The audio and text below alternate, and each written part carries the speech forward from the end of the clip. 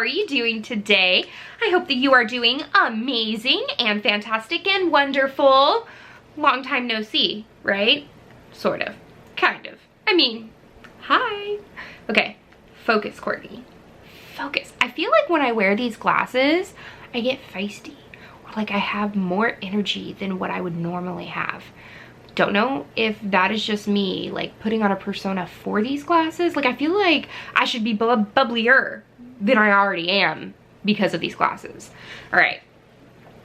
Okay, I'm focusing. All right, so if you guys are watching this video, then hopefully that means that you are going to be joining in on Cozweek this summer. It is July 5th through July 11th, and we've got a sort of this or that challenge readathon. So you can go and check out my other my other video announcing this year's like challenges and everything. It's either going to be up here or up here. I'm never sure with these things, but I have 4 books that I have chosen for my TBR. So the very first set of this or that is either a book that makes you feel cozy or a book that is like a thriller. It gives you a thrill. I chose a book that makes you feel cozy. You got to start out, I'm starting out like kind of slow, you know, like very, very in the comfort zone. So I'm going to be reading Living the Vida Lola by Melissa Bourbon. I already know that I absolutely love this author, and I know that I love cozies. So I know that this book is hopefully going to be a slam dunk for me. Meet Lola Cruz, a fiery, full-fledged detective at Camacho and Associates. Her boss is Manny Camacho, a muy caliente former cop with a Laura Croft lookalike girlfriend and a sudden personal interest in Lola. Her first big case? A missing mother who may not want to be found. And to make life more complicated, Lola's helping plan her cousin's quinceañera, and she's reunited with the gorgeous Jack Callahan, her high school crush, whom she shamelessly tailed years ago and photographed doing the horizontal salsa with some other girl. Lola takes it all in stride, but when the subject of her search ends up dead, she realizes she has a lot more to worry about. Soon she finds herself wrapped up in the possibly shady practices of a tattoo parlor, local politics, and someone with serious, maybe deadly road rage. It says, still, Lola is well equipped to handle these challenges. She's a black belt in Kung Fu, and her body isn't her only weapon. She's got smarts, sass, and more tenacity than her Mexican mafioso wannabe grandfather. A few of her famous margaritas don't hurt either. So that sounds like so much fun. I'm really, really excited to dive deeper into this. So that's Living the Vida Lola. And then I am sort of, you know, getting out of my comfort zone. You have the next challenge is a book you drink with tea or a book you drink with coffee. So I'm going with Circe by Madeline Miller. So this is one of Catherine's absolute favorite books, and she's been recommending it to me for forever. And so I'm super, super stoked to finally dive into this. I got this for my book of the month in April of 2018. So it's been on my TBR for a little bit. In the house of Helios, god of the sun and mightiest of the Titans, a daughter is born. But Circe is a strange child, not obviously powerful like her father, nor viciously alluring like her mother. Turning to the world of mortals for companionship, she discovers that she does possess power. The power of witchcraft, which can transform rivals into monsters and menace the gods themselves. Threatened, Zeus banishes her to a deserted island where she hones her occult craft, tames wild beasts, and crosses paths with many of the famous figures in all of mythology, including the Minotaur, Daedalus and his doomed son Icarus, the murderous Medea, and of course, wily Odysseus. But there is danger too for a woman who stands alone.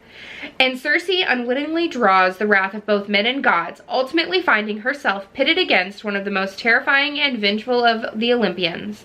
To protect what she loves most, Circe must summon all of her strength and choose once and for all whether she belongs with the gods she is born from or the mortals she has come to love. really excited to read that. I've heard nothing but amazing things about it.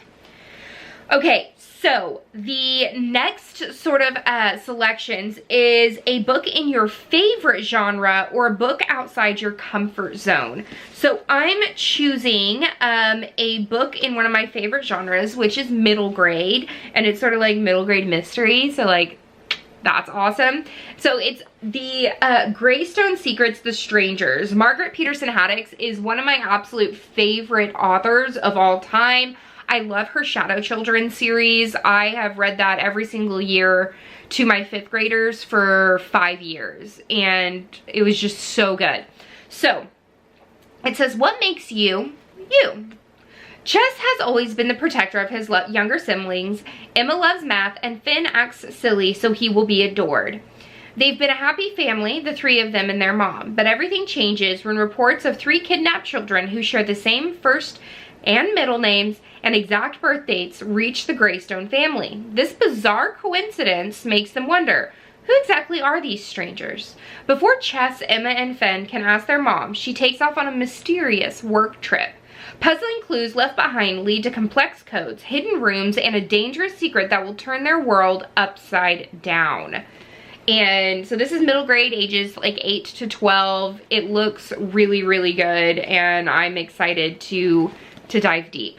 All right, and last but certainly not least is a author that is like a tried and true favorite or a new to you author or series. So I am going to go with The Maidens by Alex, I think it's Michaelides. I don't know how to say it correctly, but this is the book. It's sort of got like a foiling kind of thing going on there. So I am super excited to read this. It says, there's my Oklahoman, a spellbinding tale of psychological suspense weaving together Greek mythology, I might be in like a Greek mood, murder and obsession. Edward Fosca is a murderer. Of this, Mariana is certain. But Fosca is untouchable, a handsome and charismatic Greek tragedy professor at Cambridge University. Fosca is adored by staff and students alike, particularly by the members of a secret society of female students known as the Maidens. Mariana Andros is a brilliant but troubled group therapist who becomes fixated on the Maidens when one member, a friend of Mariana's niece Zoe, is found murdered in Cambridge. Mariana, who was once herself a student at the university, quickly suspects that behind the idyllic beauty of the spires and turrets and beneath the ancient traditions lies something sinister, and she becomes convinced that despite his alibi, Edward Fosca is guilty of the murder. But why would the professor target one of his students, and why does he keep returning to the rites of Persephone, the maiden, and her journey to the underworld? When another body is found, Mariana's obsession with proving Fosca's guilt spirals out of control, threatening to destroy her credibility as well as her closest relationships. But Mariana is determined to stop this killer, even if it costs her everything, including her own life. So, yeah, I'm super, super excited for the books that I'm reading. So we've got The Maidens, we've got Circe, we have The Strangers, as well as Living the Vita Lola. What are you planning on reading for Cozweek this year? Are you joining in? Let me know down below. Make sure to tag me in any videos that you make, as well as on Instagram. Use the hashtag Cozweek or Cozweek 2021, and I can't wait to chat with you. Thank you so much for watching this week's video. That's the end of this chapter of Courtagonist. Please give this video a thumbs up and subscribe if you haven't already. And until next time, guys, happy reading. Bye!